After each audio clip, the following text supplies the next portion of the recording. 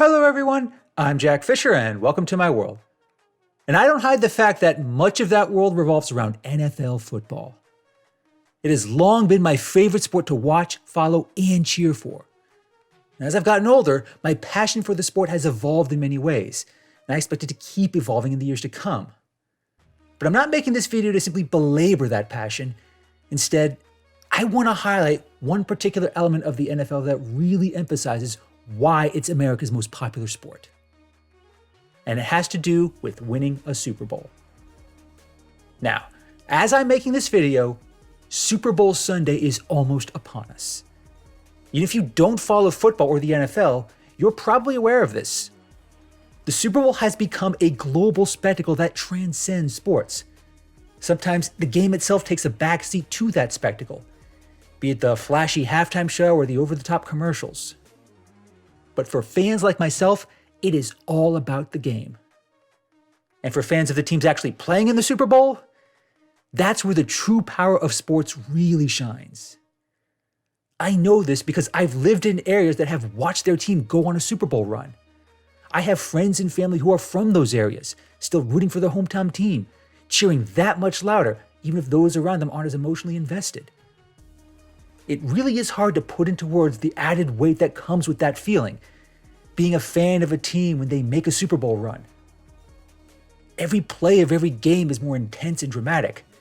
The team's journey to the Super Bowl becomes this epic narrative in which the fans get to share. It doesn't matter if you do it while attending the game in person or while watching it on your couch. You, the fan, still get to experience your city's team navigating the season, eventually proving themselves to be among the NFL's best. And when a team wins, it's not just for themselves or their teammates. It's for the city and the fans. Their cheers, their support, and their passion is part of what drives them to be the very best at what they do. And when these players deliver the ultimate prize that is a Super Bowl victory, the love and support of those fans elevates these players in profound ways. It really does go beyond anything we do for other celebrities, be they actors, musicians, artists, or influencers.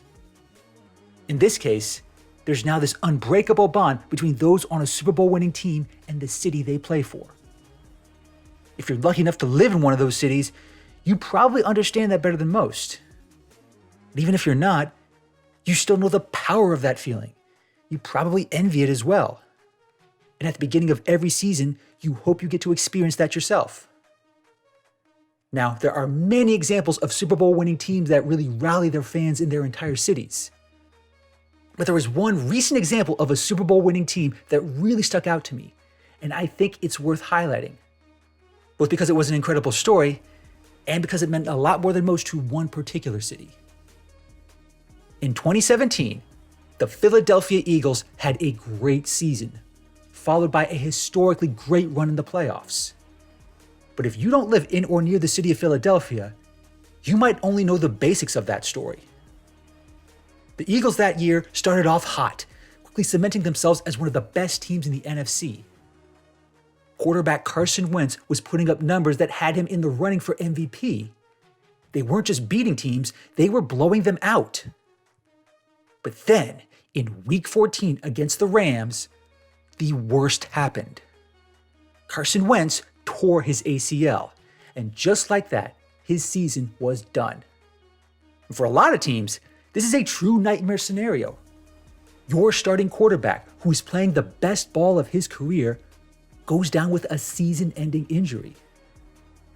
Even if the rest of the team is loaded with talent, few teams in the modern NFL can win a championship with a backup quarterback. In fact, no team prior to the 2017 Eagles had won it all under those circumstances. This is where backup quarterback Nick Foles enters the picture. Now, he had been with the Eagles before. He even put up good numbers under their former coach, Chip Kelly. But he never managed to secure a starting job. And for a while, he left the team and bounced around a few others. There was even a time where he was very close to retiring from football altogether. Then he manages to get another chance with the Eagles, once again as a backup. This time, it's under a new head coach in Doug Peterson. And while he might not have expected to play much in 2017, given how well Carson Wentz had been doing, the task of taking the Eagles to the Super Bowl ultimately fell on his shoulders. As someone who lived just a couple hours away from Philadelphia, and as someone who has close family members who live in Philadelphia, it really is hard to overstate how bleak things were for a while. Philly sports fans really are a different breed of sports fans. Their reputation throughout the NFL is legendary, going back to the year where they infamously booed Santa Claus during a particularly awful season. For decades, the team had put together some remarkable seasons. They even ended up playing in multiple Super Bowls, specifically in the 1980 season as well as the 2004 season. But in both cases, they lost, and those games were never all that close. Now, they had to buck that history on top of having to do it with a career backup quarterback, a seemingly impossible task on top of another impossible task. Any other team in any other season would have seen the wheels fall off, but not the 2017 Eagles. Nick Foles, by whatever drive, bravado, and mentality was guiding him, led that team through the rest of the season, eventually finishing 13-3. He then led them into the playoffs, and I distinctly remember every pundit predicting that they would be knocked out easily. Even though Foles had been playing well, he was still a backup, and backup quarterbacks just don't lead their teams to Super Bowls. Except that didn't happen. Both Foles and the Eagles actually elevated their play against the Atlanta Falcons and the Minnesota Vikings. In both games, Foles did not play like a backup, and the Eagles didn't play deflated, knowing history wasn't on their side. Finally, the big moment came, Super Bowl 52. And fittingly enough, their opponent was the New England Patriots, the same team that beat them in 2004, led by the same quarterback in Tom Brady. The Eagles were going up against the NFL's most dominant dynasty at the time, a team whose fan base had become so used to Super Bowl victories that it seemed routine. And while the Eagles might not have been favored to win, I promise you, many fans of other NFL teams were rooting for them. They did not want to see the city of Boston celebrating another Super Bowl parade. The game that ultimately unfolded was truly epic.